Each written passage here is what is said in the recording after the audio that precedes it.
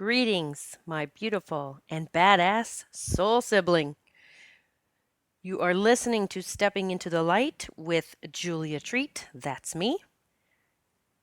It's my daily podcast, and I am thrilled that you're here. Thank you for listening. Thanks for sharing your energy with me, and I am honored to be a part of your journey in any way that I may.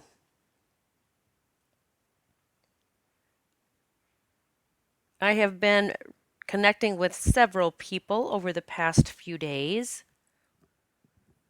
who are having issues with being grounded, and perhaps not even just their own issues. Some of them are experiencing some things with their children who, when we did our reading or session together, came out that their child is really not grounded here. Now, I struggle with this from time to time, or at least I did in the past. I've gotten to a place now where I realize very quickly if I am stepping out of my groundedness. So when I'm not grounded, I will feel scattered, a little scattered. It could be a little, it could be a lot. I will be trying to figure out which direction to go in. I will be plugging away like striving so hard towards something. And I mean in the fact that I'm striving so hard that I'm not even allowing universe to help me. I'm just pushing and moving against the current, if you will. Because when we're in the flow, when we're grounded, when we're allowing universe to help us, we don't have to do all of that. We don't have to push so hard. We don't have to strive so hard. So today I woke up and I thought, man, I really hurt everywhere. My body hurt. It hurt yesterday. I went to the chiropractor and she was even surprised that how tense my body was. And this morning when I got up, I just realized I have not taken a walk outside in Mother Nature and really get grounded in a little while, in a few weeks. The reason being, I have two brand new puppies, Macy and Gracie. And yeah, they've been taking up a lot of my time. It's funny. I realized today I needed to give up the struggle of trying to potty train two puppies when it's cold and rainy outside because they are so tiny. And as soon as I even open that door, they start shivering. And fortunately, they have learned to use the puppy pads very quickly. And so today I thought, you know what? I'm going to turn the focus back on me. It's time to give up that struggle. They're using the puppy pads. That's what they're there for. And so I need to get myself grounded today. I need to get reconnected with Mother Nature. And so it's been such a pleasant day because I stopped, trying to catch them at every move to take them outside and just allow us all to be right now in this cold and damp and rainy day. I got on my coat and my shoes and started down the river behind my house. So some things that you can do to get grounded. Number one of my favorite things is just to go outside. But as you're outside walking, that you really begin to focus on the ground you're walking on. You can even feel the weight of your feet stepping onto the ground. You can focus on the sound it makes under your feet. So right now it's a little crunchy outside because it's crisp and some of the leaves are still a little frozen. And so paying attention to the sounds around you. Now that means you're going to need to take out those headphones, those earbuds, and take a break from listening to music and perhaps even me or another podcast, and start taking in the sounds around you. It's another way to get grounded. They say when you take away one of your senses, another one, gets heightened. And that's true. And an example of that, it's kind of off topic, I guess, maybe. I was at hot yoga the other night and it was a very full house and it's candlelight yoga. It's hot yoga and we do it by candlelight and it's silent other than a few different instructions, but the class is very peaceful, calm, and it's a massive group that just flows together in the heat. I'm usually in front of the mirror and it's a nice soft glow with those candles glowing in front of me. But the other night it was a packed house and so I had to go off to the side and so I was facing a wall, so there was no mirror.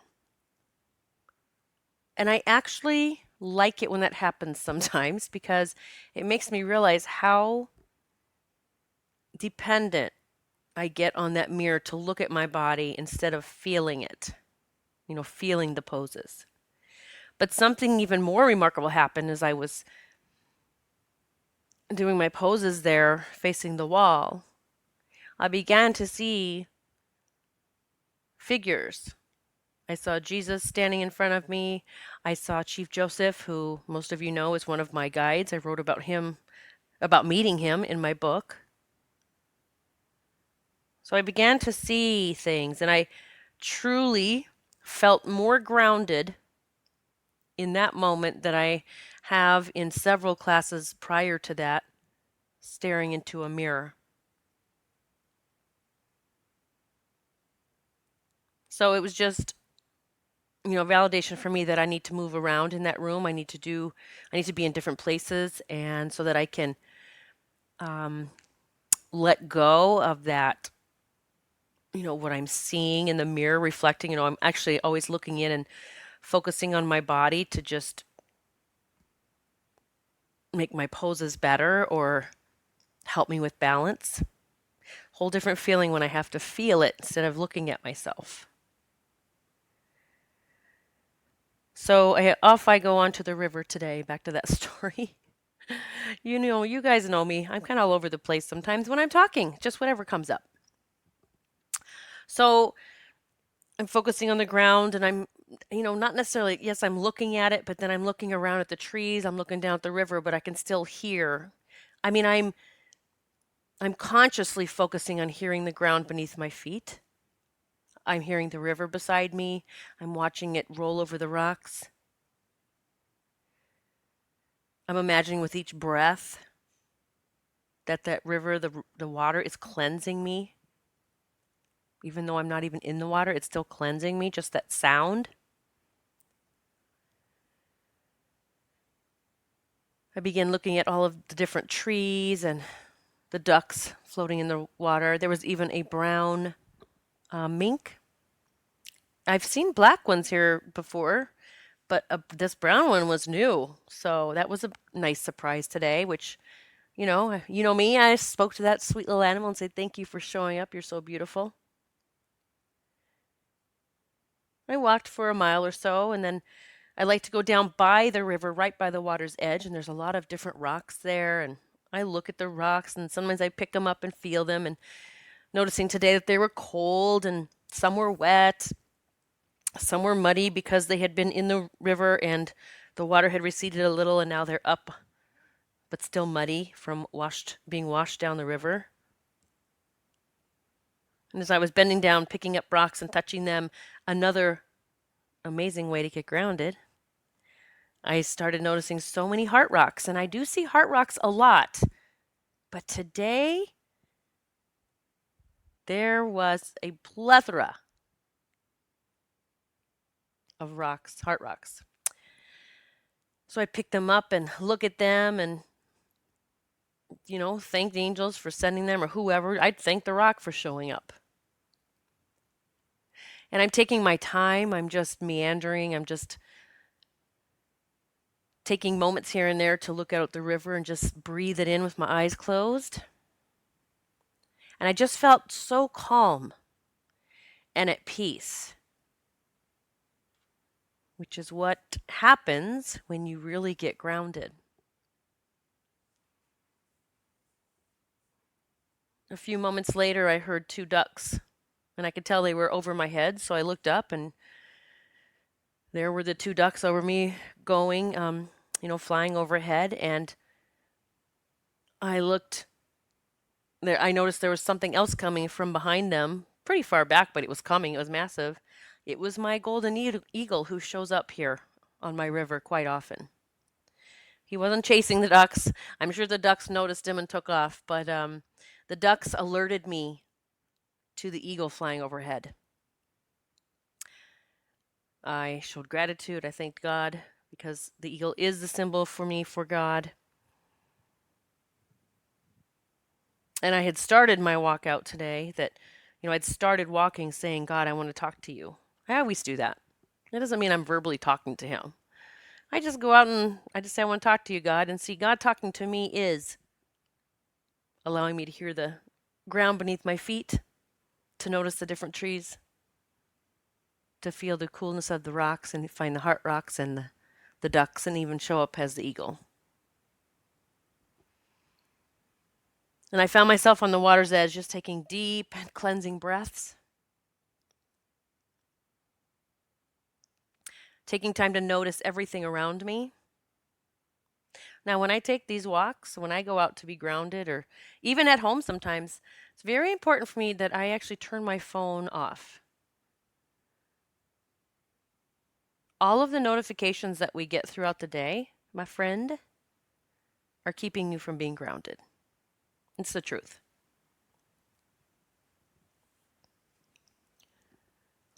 It's not good that we are in this pace now in life where we have to know at all times what everyone's doing, or if somebody's reaching out to us, what needs my attention now? Oh my God, I have to check.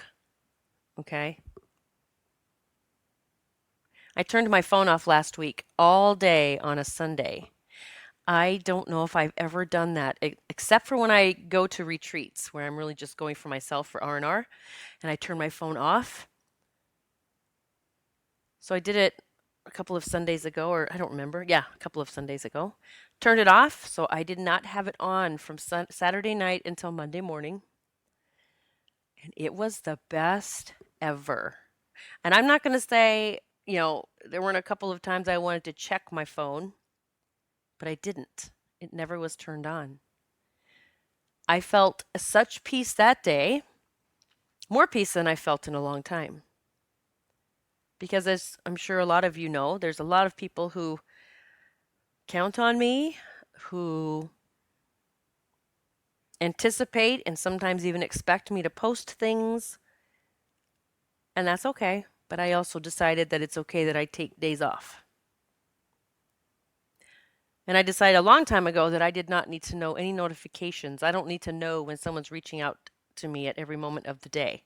So my notifications are turned off. Now, I might glance down and notice if I go to check my phone that someone has sent something through, but I do not have my notifications on.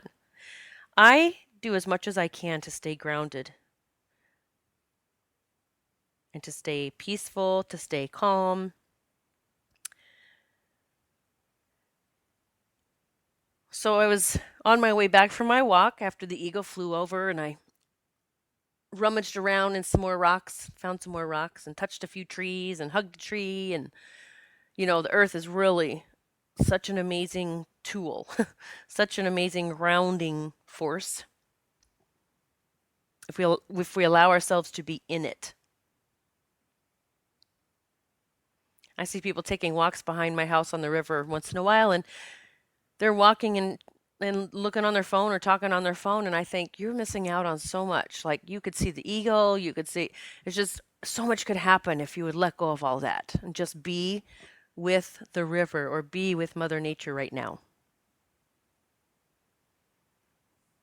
So on my way back from my walk, I started asking God. I don't even know that I asked him actually. Somehow it just seemed like this conversation was happening in my head and with universe. I use God and universe same. And I have stepped into this role of mentoring sensitive kids and their parents, their families. And I just started having an aha moment of how you can really help your children stay grounded. And I just did a reading this afternoon with a gentleman, a young dad who came to me, and we started talking about his special kids who are here, very sensitive kids, and how one he thought might have ADHD. And I said, what if he's just not grounded here? Like he's so sensitive and he's taking in all of the energy of the world and all the energy around him. And he just doesn't have that coping skill or that this ability to be grounded. So what I got on the way back from this walk was I kept thinking about that game that we play when we're young, that I spy with my little eye. I'm sure many of you remember that. So you would find something in the room, or if you're outside, you would find something out around you outside, but you would say, I spy with my little eye something that is, and then you'd give one clue. And then the person would have to try to find what you're looking about, what you're talking about. That is the perfect little game to play with your munchkin to help them get grounded, because they're describing what's around them, and that is one of the first and easiest ways that you can get grounded, just in a snap of a finger. So if you need some ideas for being grounded, I have a few more. Music can ground me. I like to listen to different types of music. So maybe I'll put on, I love dance music, I love rock and roll, I love country. I mean, I truly love it all. Sometimes I need to put on just Native American flute, and I just listen to different songs, and it just grounds me because there's usually the flute playing and also drumming going on. And drumming is another very like grounding technique to get us here grounded. I use something called Palo Santo. I use that instead of sage. Now you could use sage. That would probably help you get grounded. That and it would help not only clear the energy in your home, but help you get grounded. But Palo Santo just is my choice. That's just what I choose. Palo Santo actually stands for holy stick. It's a little stick that you burn, and the scent of Palo Santo just soothes my soul. It grounds me, it calms me, and it doesn't smoke up as much as sage does. So in case you wanted to get some Palo Santo, I buy mine from a place online called shamansmarket.com. Shamansmarket.com. I think because, well, you have to be careful. Like, I don't want to say you have to be careful, but some people I have talked with have bought some Palo Santo from different sources, and they said they did not feel it was the true Palo Santo. I don't know about that, but I know that what I get from shamansmarket.com is the real deal. So even if you had that and you cleared your home once a week with Palo Santo, it clears the lower negative energies, but it also has this calming, grounding effect. It would be good for your entire family. It doesn't smoke up a lot. You don't need a lot.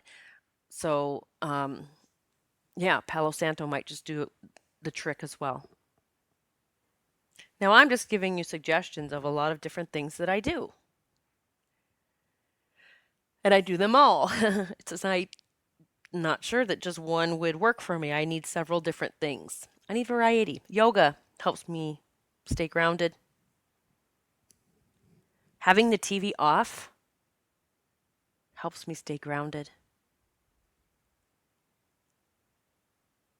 It's funny, my TV usually is not on until Michael gets home from work. So it's quiet here. So I like to actually just have it be silent. See, that's another thing. We get caught up in stimulation, so our brain makes us believe that we need constant something, some kind of noise, some kind of sound, song, music, voice, show, whatever, game. So we need it, and the brain doesn't know how to then be still or quiet. The more stimulation you give it, the more it's going to need. It's an addiction. I mean, it's literally what I'm going to call it. It's the addiction. So limiting the time your children are able to be on video games and television, because we're role models, right, as the adults. So if we're telling kids you're on that video game too much, you can't be on there, yet we're sitting in front of a TV for 4 hours, 4 or 5 hours, or however long, that's kind of contradictory, right? What if it's time to turn all that off and go back to playing games? Regular old games, board games. Michael's daughter, his youngest daughter, was home visiting a few weeks ago, and she was here with her husband, and they had a couple of friends over, and we got snowed in, like snowed in. Like they were saying, everyone stay off the roads. And so we broke out a game of dominoes, and we played it for hours, and we had the best time. It was just the best time to connect, to do something like that, just to play a game where everyone's interacting. And yes, it's competition, but it's not like these gaming. And I'm not putting gaming down. Believe me, these video games. I just believe that there's too much time spent on it. So, thinking of ways to make your space calmer truly is a good way to ground everyone in the family. I know, it's so funny. I feel so grounded that I'm even pausing in between my words so long, but I'm sure you can all tell a difference in me today. I needed to do this. I needed to get myself good and grounded, and I'm going to do it a lot more often. It feels really good. So I will offer more ideas on how to keep yourself grounded and your little ones as we move forward in this podcast.